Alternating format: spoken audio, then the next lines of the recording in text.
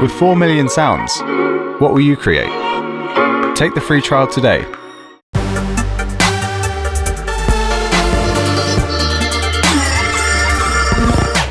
Hey, how are you doing? Joranalogue here. I'm with. He was in Belgium. Obviously, we're in lockdown, so you have a very fancy-looking workshop there where you're making your modules, right? So you have a whole range, right? Exactly. Yeah, so I've got a whole range of analog modules, and what I try to do is to design what I call modern analog. So some of them are based on old ideas but implemented in a new way, and other modules are new ideas brought to Eurorack. And there's a whole range right now, but we're just going to look at a few of the modules and have a little exploration, I guess. So how long have you been in production? What's the kind of, what's your... So the company actually started doing repairs for vintage synthesizers. Then after about a year of that, I released the first Eurorack module. This was Switch 4, a performance switching and routing module. And now we're nearly 3 years on, and we've got quite a few more things, and it's starting to become like a complete cohesive system. Excellent. So what are we looking at first? The Generate 3 sounded quite interesting. I've got a screenshot of it here. Is it some form of? It looks a bit like a sort of additive synthesis module. Is that kind of roughly where I'm getting the right vibes for? Yeah, well, if you look at synthesis, you have your subtractive synthesis, you have additive synthesis, all those things. And what I try to do is to design modules which are sort of synthesis agnostic, so you can use them to do all sorts of different kinds of analog synthesis. The thing with Generate 3 is that it's an oscillator, it's a VCO, but instead of having the classic waveforms, so sine wave and a square and so on, you actually have 3 timbral channels. So there's a fundamental, the even harmonics are all in one channel, and the odd harmonics are all in one channel.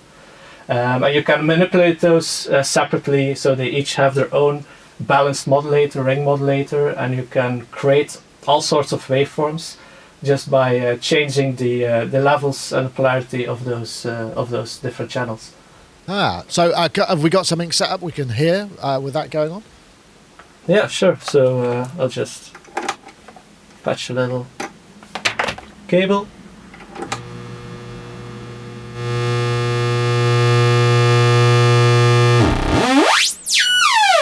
So that's just a basic sound from the full output, and the full output is a mix of the 3 channels.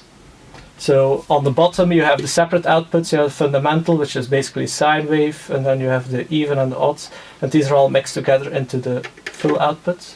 I'll just plug it in again, and I can manually change the levels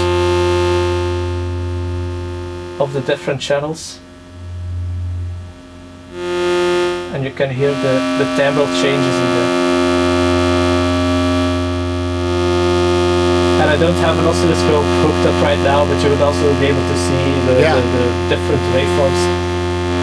And so can you modulate the sort of the fundamental parameters there as well? Is there something that you could do to kind of, so you get a lot of tumble shifting, I'd imagine?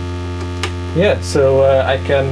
Let's turn up the channels a bit, and I take like an LFO, and I'll modulate the even part, maybe a bit slower.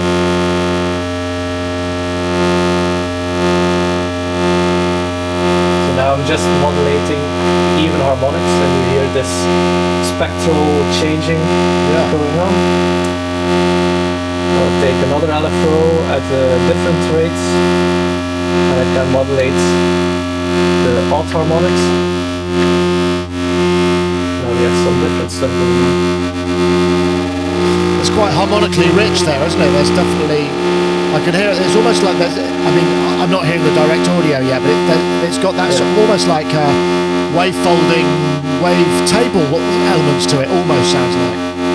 Yeah, and it's because the waveforms are changing in such a way that's not very common in analog synthesis. So I imagine filtering and affecting these is going to be, you're going to get some lovely sounds once you sort of start dealing with all those rich harmonics. Yeah, there's a lot of possibilities, and of course you can also audio rate modulate. So I can let's pick this one. So now I'm just ring modulating, so audio frequency balanced modulating or true zero amplitude modulating, however you want to call it, it's all the same thing. Just the odd harmonics. But the sine, so the fundamental and the even harmonics are not being affected. And it's like a more subtle kind of ring modulation, I guess.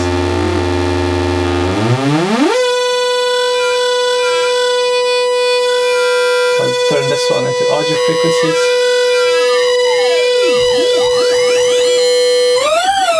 Or I can switch to modulating the even harmonics.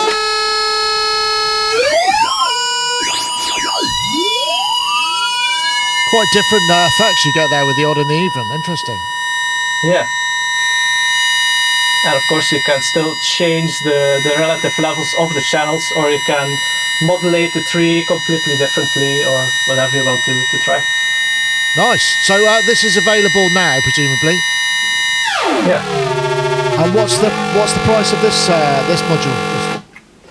It's €350, or if you're in the US, it's $350. And if you live in a country with another currency, just check with your dealers, because the rates are going all over the place right now. Yeah, well, that's true. I mean, I filled the car up with petrol this morning, and it cost me about a third less than than it usually does. So everything's all crazy. Yeah.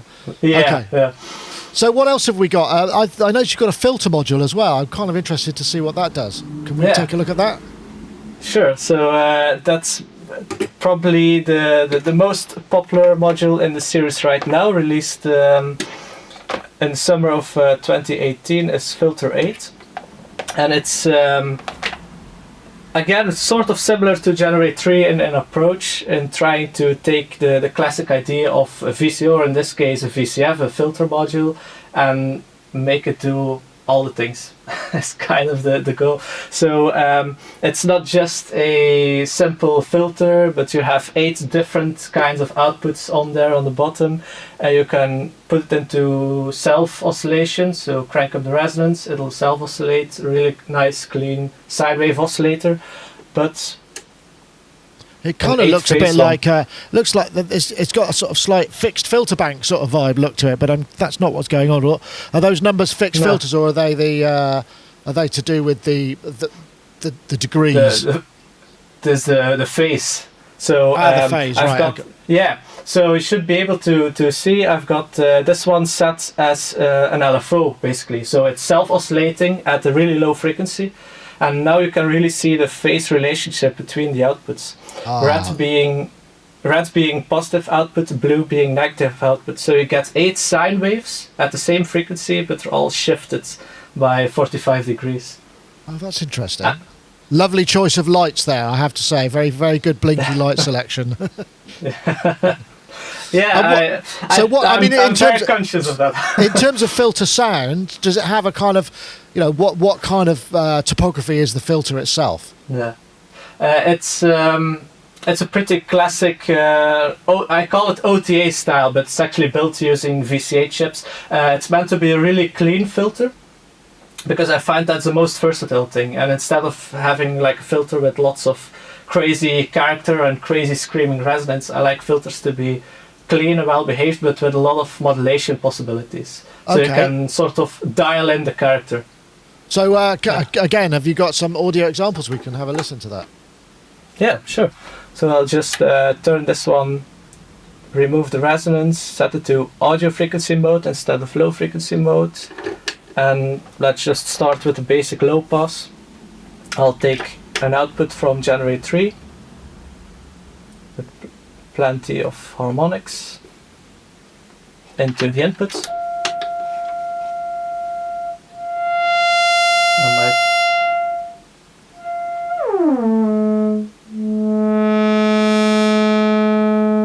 So that's just a basic little filter sweep, and of course I can increase the resonance.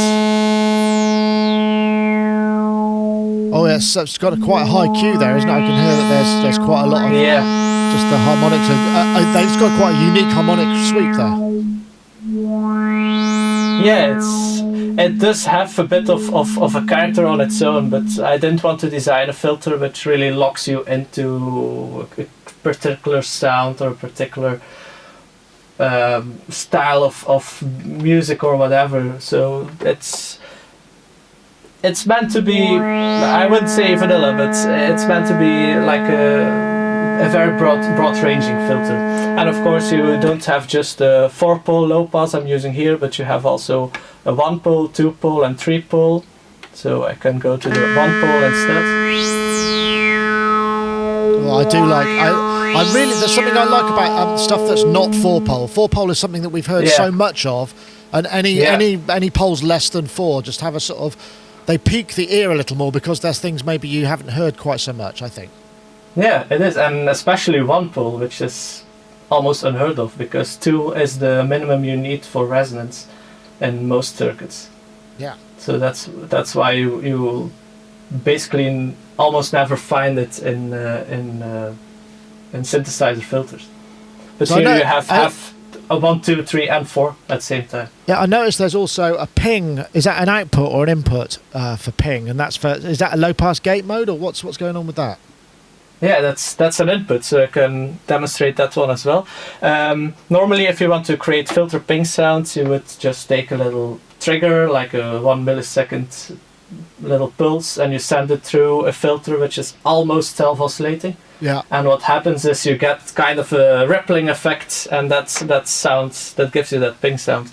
Here you have a dedicated ping input, which makes it easy to do that. So it has a built-in transient generator, and you can use any kind of gate or trigger or whatever, and it becomes just really easy to create those sounds. So I can take the 4-pole bandpass output. It's a nice one for ping sounds, and I'll just have let's say a gate signal into the ping, and now just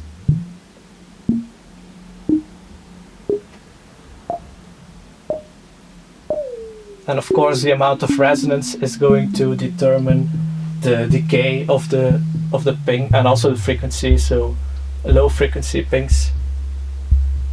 So you can get used for sort of percussive and stuff. That's interesting.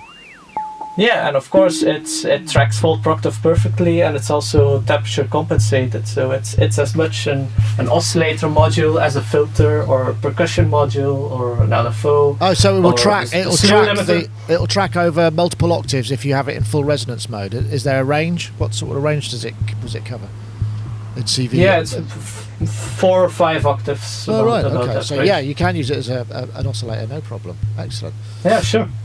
Okay, so what else are we looking at? I'm conscious we've got a lot of things to get through. So what would be the next thing you'd like to show us? Well, I would say the one next to it, which is CultureOne, and it's another one of those really versatile modules.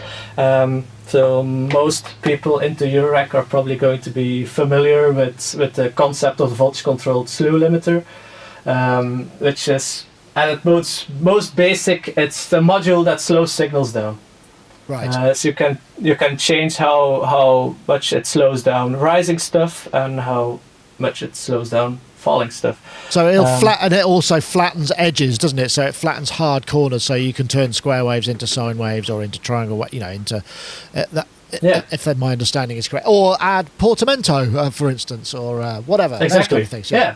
Yeah. So it's a really versatile sort of utility module, and it's quite common. Now the cost, what I found with the existing solutions on the market, so there's quite a few of these modules around, and what I found is that they tend to be good at one thing or a few things, and they're not so good at other things.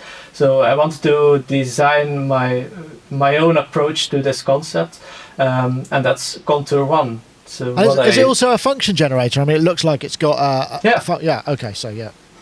Yeah, sure. So you set it to loop mode, and then it's going to self-trigger. So it'll rise, and then when it reaches 10 volts, it's going to fall, and back to 0 volts, and then it'll rise again. So it's a function generator as well, oscillator, LFO, So envelope. how far into audio rates does it go when it's in self loop mode, and can you CV volt per octave control that as well? Yeah, you can. So I can set it to audio mode, and now it's working up to, if I recall correctly, 1 kilohertz. It's an oscillator as well, and it'll track pretty well. I mean, you still have to realize that this is an analog module which is never designed or never meant to be an actual oscillator. But it does have the temperature compensation, it does have the front panel trimmer to trim the volt per octave response. So it is definitely designed for with that in mind.